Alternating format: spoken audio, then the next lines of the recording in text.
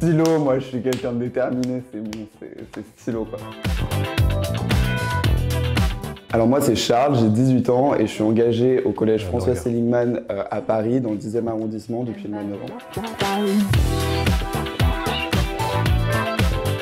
Alors moi j'ai décidé de devenir volontaire en service civique alors que j'étais engagé dans un parcours universitaire plutôt classique et ça me convenait absolument pas puisque c'était beaucoup trop théorique pour moi et j'avais besoin d'agir dans le concret avec des gens et de remédier aux problèmes et aux constats que je dressais.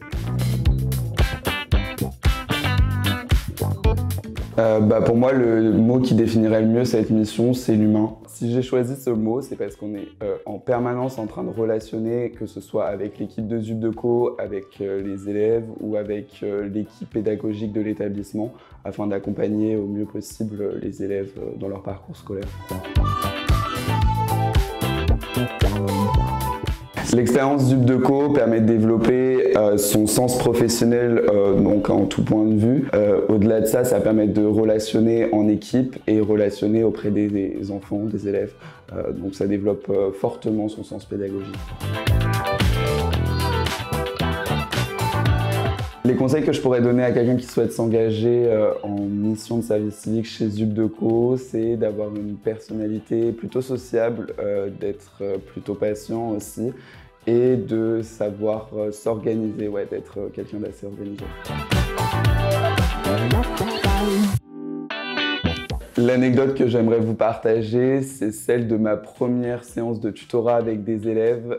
J'avais des élèves qui sont arrivés en ne connaissant absolument pas leur leçon, qui étaient totalement démotivés à l'idée d'apprendre cette leçon et ils sont repartis en la connaissant par cœur. Ils ont eu une super note à leur contrôle et ça a créé un sentiment de bien-être chez moi et chez eux. Et ça, c'est juste trop cool, quoi.